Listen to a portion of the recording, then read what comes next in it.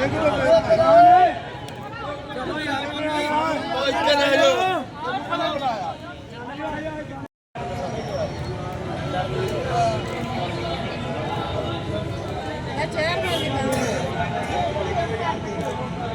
Company ਜਾਂ ਬਲਦੀਆ ਵਿਹਾੜੀ ਸੀ। ਬਲਦੀਆ ਵਿਹਾੜੀ 'ਚ ਵੀ ਪੂਰੀ ਆਪਣੀ ਦਿਲੋਂ ਜਾਨ ਨਾਲ ਕੰਮ ਕੀਤਾ ਅੱਜ ਤੱਕ, ਔਰ ਸਾਡੀਆਂ ਬੀਬੀਆਂ ਸਾਡੀਆਂ ਇੱਜ਼ਤਾਂ ਨੇ।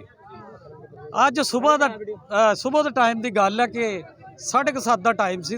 ਅਸੀਂ 9 ਵਜੇ ਤੱਕ ਆਪਣੇ ਇਲਾਕਾ ਜਾਤ ਨੂੰ ਸਾਫ਼ ਕਰ ਲੈਂਦੇ ਹਾਂ। ਇਹਨਾਂ ਦਾ ਇੱਕ ਮਿਸਤਰੀ ਆਇਆ ਗਫੂਰ ਨਾਮੀ, ਉਹਦਾ ਤਲਕ ਹੀ ਨਹੀਂ, ਉਹ ਗੱਡੀਆਂ ਬਣਾਉਂਦਾ ਹੈ ਜਾਂ ਰਕਸ਼ੇ ਰੁਕਸ਼ੇ ਕੱਢਦਾ, ਠੀਕ ਹੈ ਜੀ। ਉਹ ਬੰਦਾ ਆ ਕੇ ਬਦਤਮੀਜ਼ੀ ਕਰ ਰਿਹਾ, ਸਾਡੀਆਂ ਔਰਤਾਂ ਨਾਲ ਫੋਟੋ ਬਣਾ ਰਿਹਾ ਤੇ ਕਹਿ ਰਿਹਾ ਕੰਮ ਨਹੀਂ ਹੋ ਰਿਹਾ, ਜਦ ਕਿ ਕੰਮ ਦਾ ਟਾਈਮ 9 ਵਜੇ ਤੱਕ ਆ। 9 ਵਜੇ ਤੋਂ ਬਾਅਦ ਅਸੀਂ ਨਾਸ਼ਤਾ ਕਰਕੇ ਫਿਰ 10 ਵਜੇ ਆਉਂਦੇ ਹਾਂ, ਔਰ ਪੂਰੇ ਦਿਲੋਂ ਜਾਨ ਨਾਲ ਅਸੀਂ ਆਪਣੀ ਡਿਊਟੀ ਨੂੰ ਅੰਜਾਮ ਦੇ ਰਹੇ ਹਾਂ।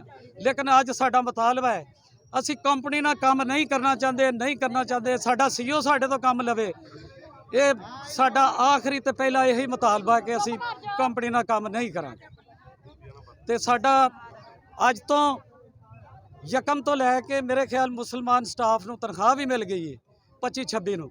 ਸਾਨੂੰ ਹਲੇ ਤੱਕ ਇਹੀ ਦਿੱਤਾ ਜਾ ਰਿਹਾ ਕਿ ਜਨਾਬ ਤੁਹਾਡਾ ਸਾਈਨ ਰਹਿੰਦੇ, ਲੇਕਿਨ ਸਾਈਨ ਨਹੀਂ ਹੋਏ ਹਲੇ ਤੱਕ।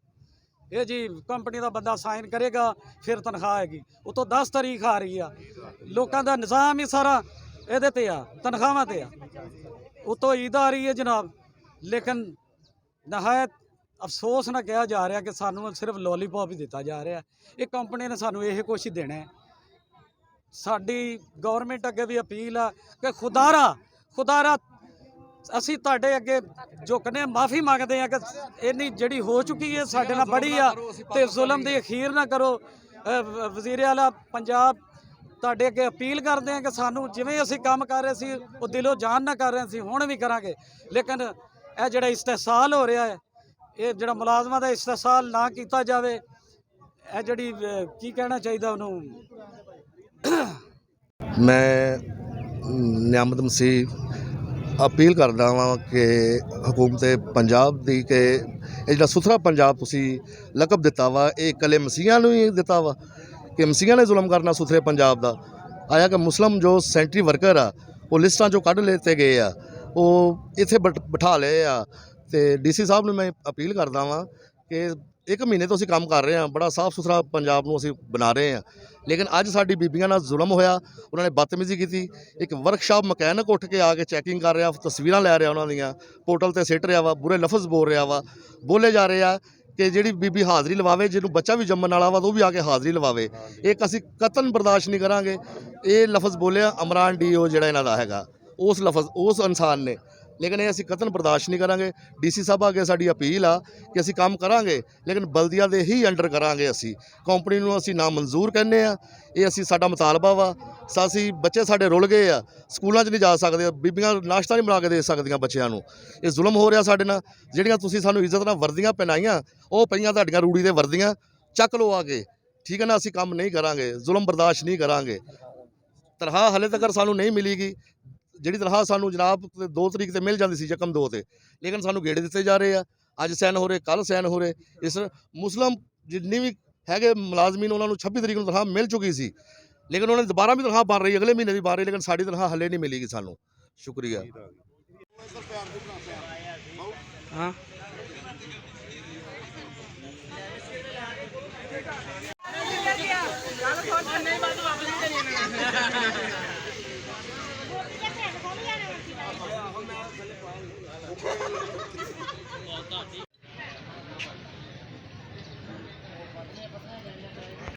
इरफान कहते सी ना कंपनी कहते सी मुੱਲ खरीदਿਆ।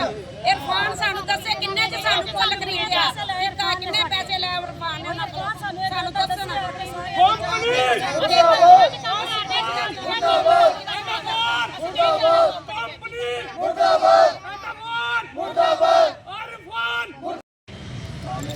नारा मारे चलो, नारा कंपनी मुर्दाबाद,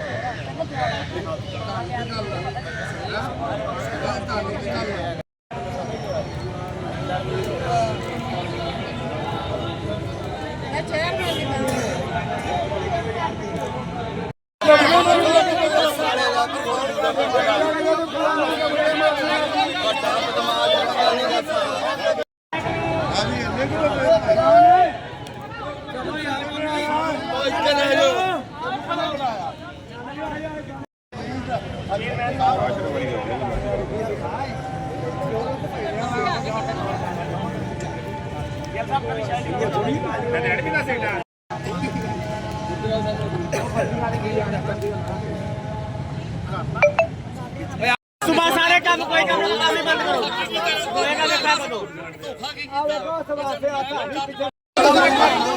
ਬੁਲਾਏ ਇਹਨਾਂ ਨੂੰ ਬਸ ਕਹਿੰਦੇ